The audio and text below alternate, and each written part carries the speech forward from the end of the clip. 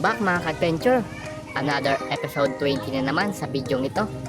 At dito nga ay dalawa lang kami ni Joe Adventure. So bago ang lahat ay mag-shoutout muna tayo sa ating mga subscriber sa YouTube channel ko na Metaford din. Shoutout sa inyo, Marky Tolentino, Kapiliw Hunter, at ingat din sa iyo idol pag dive. At shout out din kay Marlon Mix Vlog. Salamat sa palaging pagsubaybay sa aking video sa YouTube. Salamat idol. So kung bago ka pa lang sa aking channel, huwag kalimutan mag-follow and share na rin para more videos to come mga ka-adventure. At eto na nga ay ginabi na kami biyahe at lakad sa aming bagong spot. Napaka-sakto lang ng dagat, kalmado. Ayan, nag-dive na kami dito ni Joe Adventure. Oops, muntik pa nga tumama sa bato.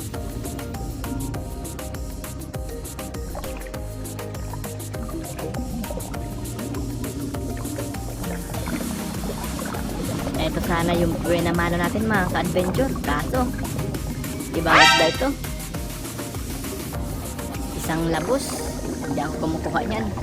Eto na lang, isang kanuping. Tusok kang kanuping ka.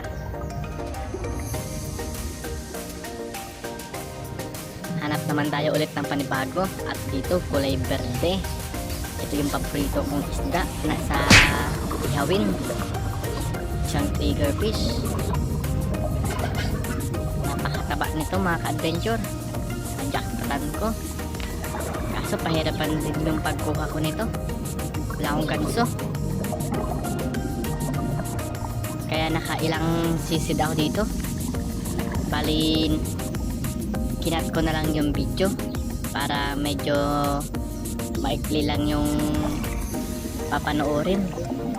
Ayan o, napakataba. Jackpot yung pangkulang ko nito. Hindi ko ito ibebenta. Mabuti na lang, matibay-tibay pa yung aking shop na ginawa. Nakailang pako na yun, kita kahihina. Pero palaban pa rin. Tsaka dito pa mga ka-adventure, may pagapanggapang na ibang klaseng pugita. Isang tabugok. May ano na to, kalahating kilo. Kaya tinira ko na agad. Paborito ko din itong i-adobo. Kasi malambot lang at medyo malasa yung kanyang laman. At ito yung pumuputi sa putas. Nakajakpat tayo dito. Isang pugita na halos 1,5 kilo at kalahati.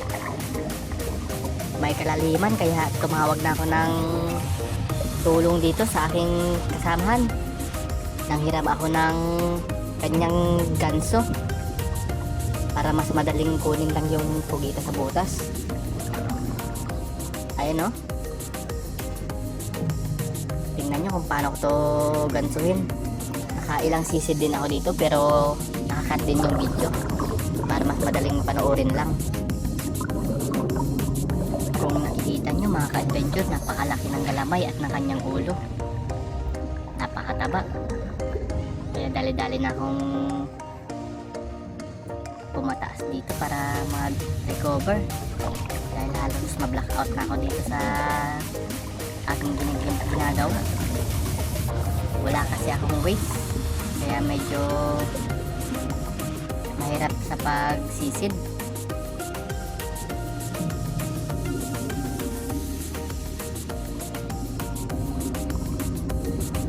Nagitik yung puwita mga ka-adventure. Pag ano ko siguro to, pag ganito tinamaan siguro sa kanyang big spot, sa kanyang dalawang mata sa gitna.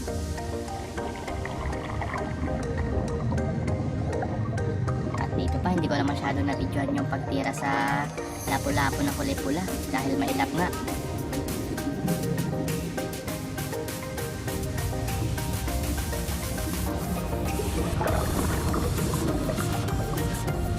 dito mga adventure, may bonus shot tayo dito dahil isang isda na nakaano sa kawil.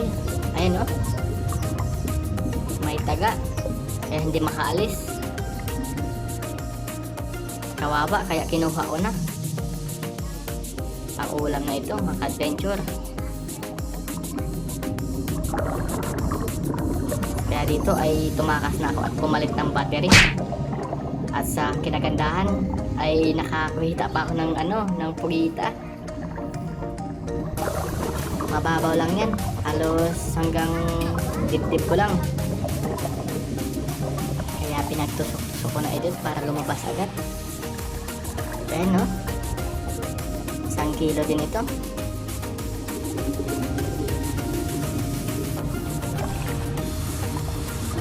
Pagtapos nga ay nakapagpalit na rin ako ng battery sa aking flashlight dahil lobat na yung isa. Maganda yung spot dito ng pugita. Mga bahayan talaga ng mga pugita ito eh.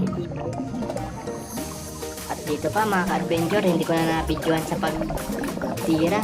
Isang estrella, oh. 3 sana yan, kaso isa lang yung nakuha ko. Mas malaki yung isa pa, kaso pa layo na kaya yung kanyang takbo. Ito yung naiwan kasi mababaw lang siya.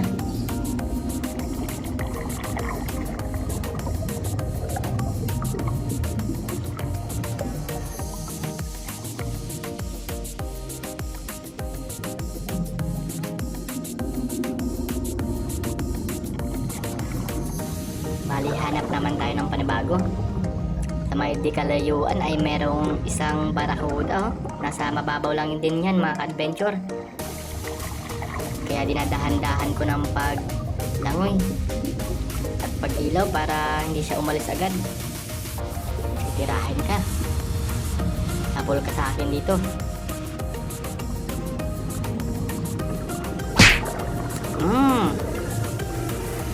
Tinamaan mga ka-adventure, daplis lang.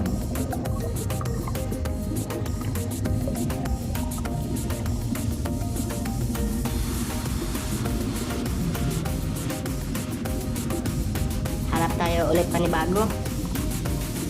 Aba, merong isang pusit na naman. Ginamitan ko na ng blinker dahil mailap na. Mabuti at tinamaan ko ito. Nasa mababaw din na part. Ang ganda ng mga bato, oh. Mga bahayan talaga ito ng pugita. Nakatayo lang ako dyan mga ka-adventure. At dito din sa malayo na part, may nakikita na akong bumuti. Isang pugita din mga ka-adventure. Medyo may kalaliman din ito dito. Ayan, oh. Mabuti na lang at nakita ko dahil yung aking isang flashlight ay mayroong spot. Kahit malalim ay kita-kita yung pinaka-ilalim nun. Halina't kunin na natin, baka makawala ba ito. Ang lalaki ng mga pugita dito mga adventure. Nasa butas lang. Wala siya masyadong takip. Yung ibang butas ay mayroong mga bato-bato. At siguradong pinagkukunan na yun ng mga nakaraan. Nagtusok na dito dahil medyo maubusan na ako ng hangin mga adventure. Baka hindi ko pa ito makuha.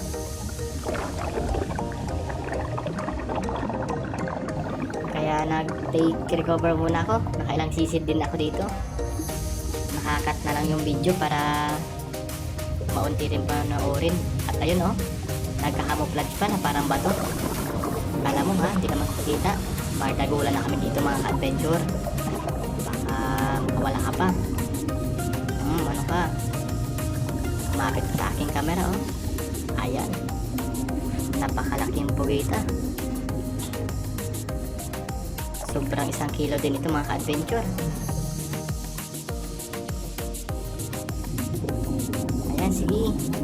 Tumata ka lang para makina ka na. Malaki talaga, oh. Kaya hanggang dito na lang mga ka-adventure. Umahon na kami ng aking kasamahan. Dahil parehas na rin kaming lobat at naabutan na din kami ng ulan. High tide pa rin. At ito na yung aming mga nahuli sa episode na ito mga ka-adventure. Ito yung sa akin, puro puti.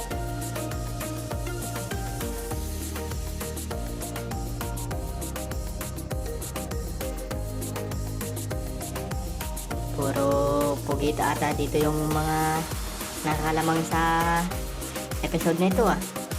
Kasi yung kasama ko na si Joe Adventure ay meron ding pugita. Mamaya tingnan nyo na lang. Ito may estrella, pugita, sari-sari na. Kwartang linaw na ito mga ka-adventure. So 3 hours lang kami dito na nag-dive. Kaming dalawa lang. Okay na to. Sa 3 hours na dive natin, meron na tayo ditong 550 na pambebenta. At may sobra pang ulam. Kwartang linaw talaga. At ito din kay Joe Adventure ang lalaki ng mga pugita. So hanggang dito na lang. Abangan nyo na lang yung next episode ko naman mga ka-adventure. Paalam!